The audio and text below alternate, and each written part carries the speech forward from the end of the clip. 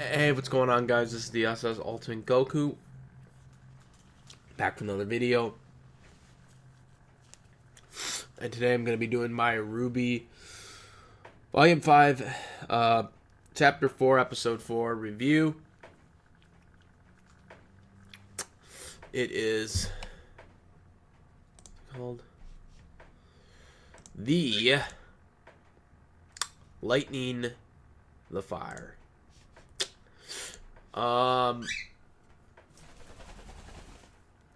So this episode was awesome.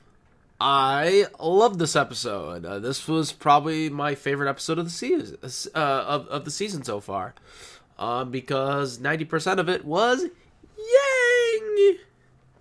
Nailed it. So I was happy about that. Everyone, I remember last week, people were wondering where Yang was. She's only appeared in one scene the entire season, but now she almost had the entire episode to herself. Almost 90%. So with that being said, let's get to the review.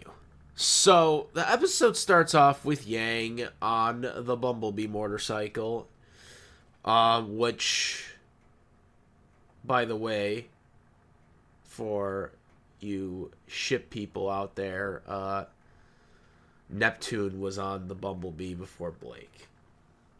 Actually, Blake was never on the motorcycle, but just saying. The name's a little misleading, guys. It should be Neptune and Yang. That should be called Bumblebee shipping. Just saying. I don't even know what it's called. They have all different ship names for them, but they call Blake and Yang Bumblebee, which is stupid because Blake was never on the Bumblebee, and Neptune was. So Neptune and Yang should be called Bumblebee. Anyways, that's just my little thing right now, because right now I ship Yang and Neptune.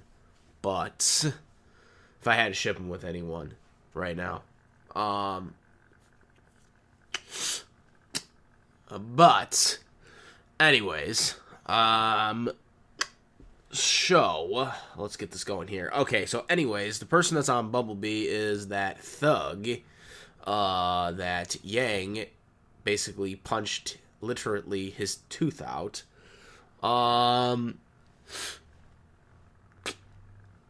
So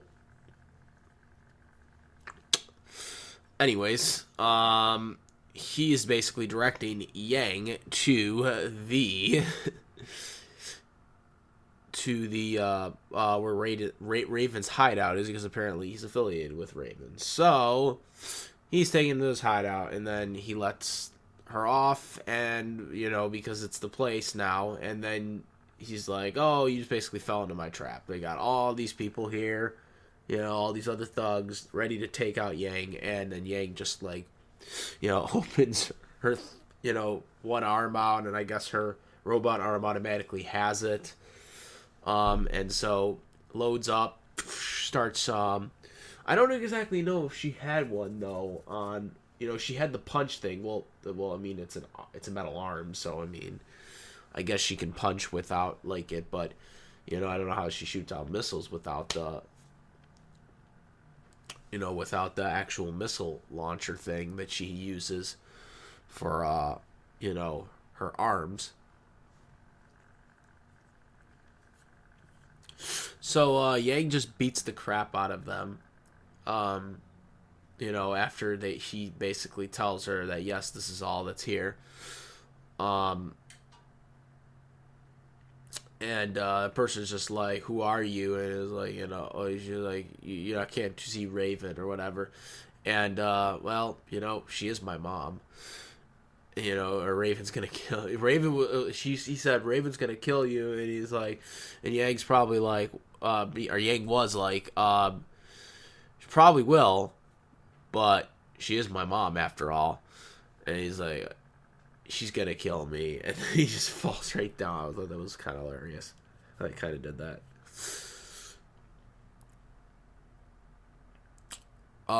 So then we get to Osmond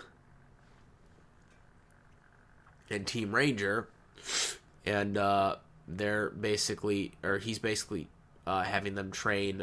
You see Osmond and Ruby Rose, like they're fighting. Obviously, in the kiddish part version, I guess, is fighting Ruby Rose, and it's kind of like a whatever type fight because they both don't know how to actually punch. Or actually, fight in hand-to-hand combat. So then Osmond, goes, Yu-Gi-Oh! I can't get over that. That my theory was right on this. And takes over. And then he starts fighting Ruby Rose. And he beats her easily. Ruby's got a lot of work to go. Got a lot of work ahead of her right now in hand-to-hand combat. Anyways. So then we get to, basically them talking for a little bit. We had Nora kind of having her little nutsy moment. How she, she found her powers by getting struck by lightning. If that isn't insane enough for you. They talk about everyone else's and how they got theirs as well. But John is still looking for his. So he's he's with us and Pint as well.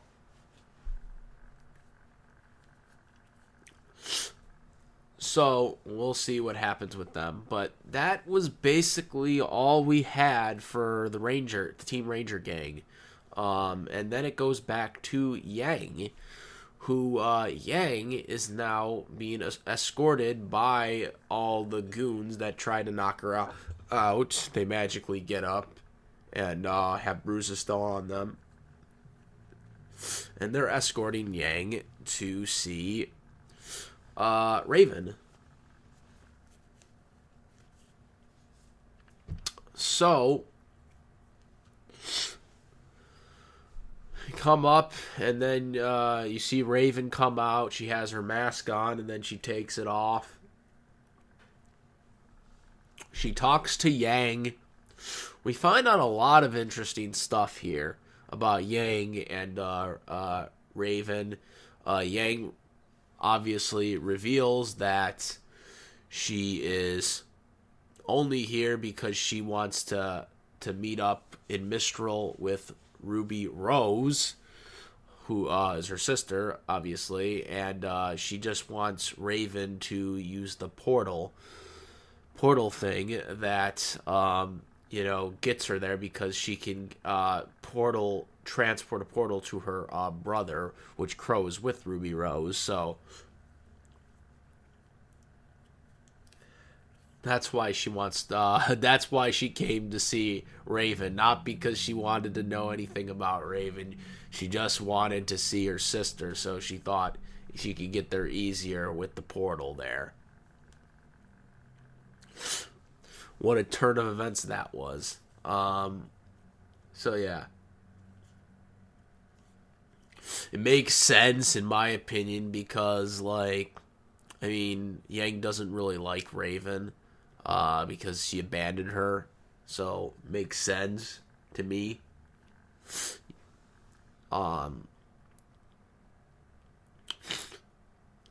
Okay, so basically then they Raven is upset about this. She's just pissed, because she was praising Raven was praising Yang, and then how she got here and she was strong and stuff like that. Also, there is a little fear in her arms too. I forgot to mention that earlier in the battle with the thugs. She did have a little fear in her real arm, so there's still that whole psyche as well. But Yang was standing her ground against Raven, and we heard a lot from Raven too. By the way, in this episode, it was really interesting to see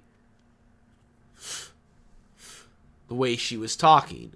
We got to see more. We got to hear more about her.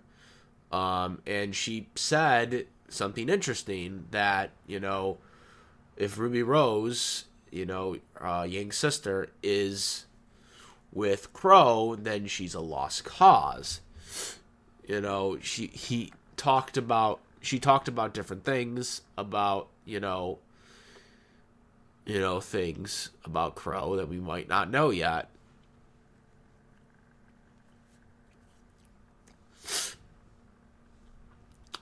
So, there's that.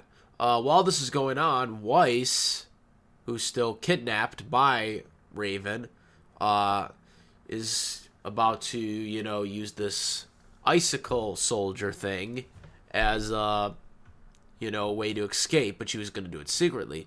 But then when Yang, it was about to be taken away by the goons, after she talked about off on Raven, she punched one of the goons, and this led to Weiss looking that way, and she seen Yang, and she was like, Yang? He's like, Weiss. And so Weiss was like, okay, I guess we can't do the secret thing anymore. So then she just busts herself out, and she stands her ground with Yang.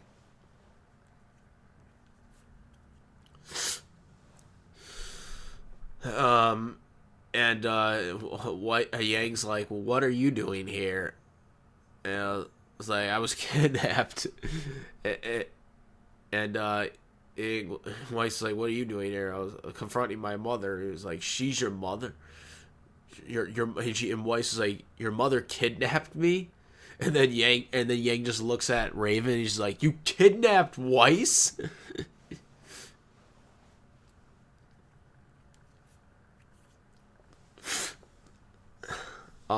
So they start standing their ground, and then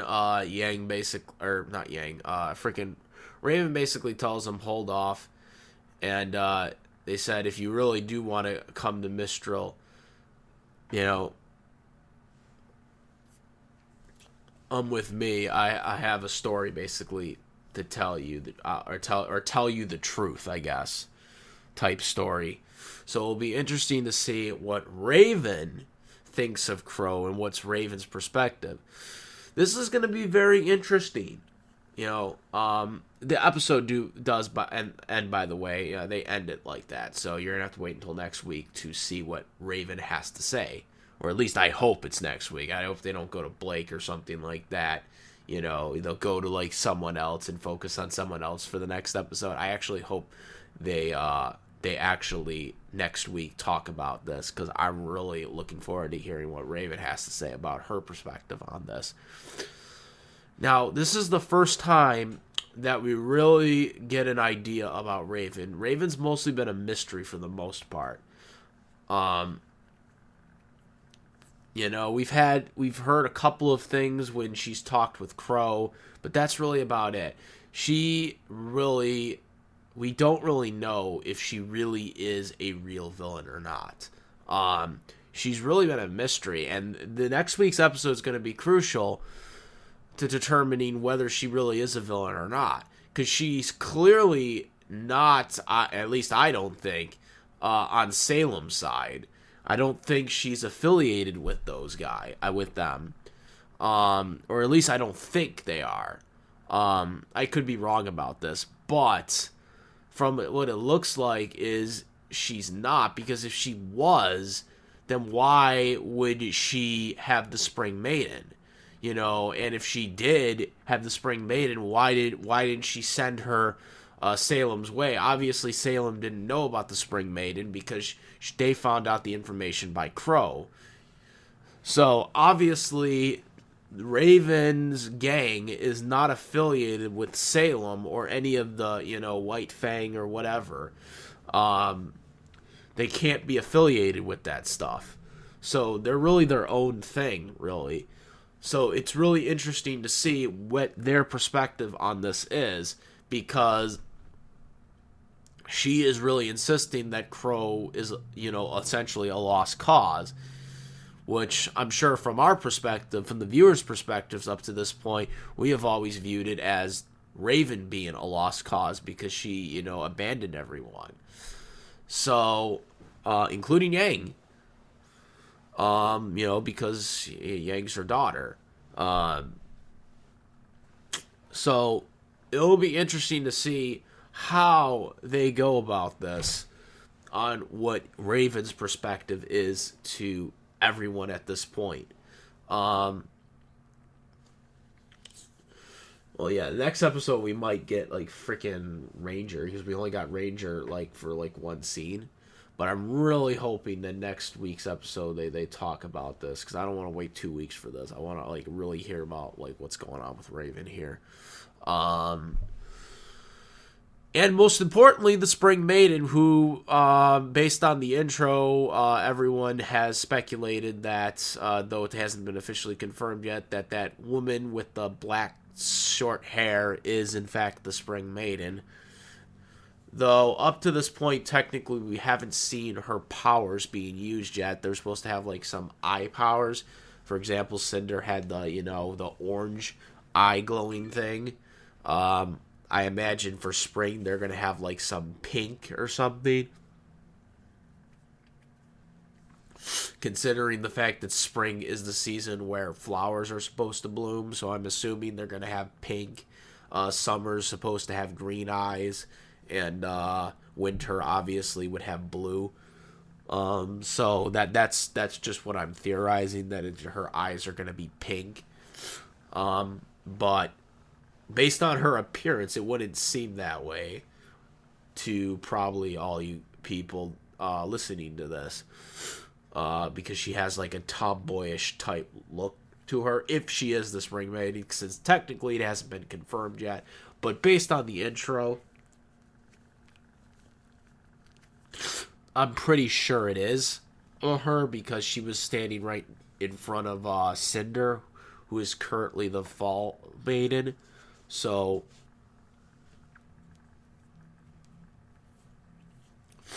based on that, I'm pretty sure it is, in fact, her.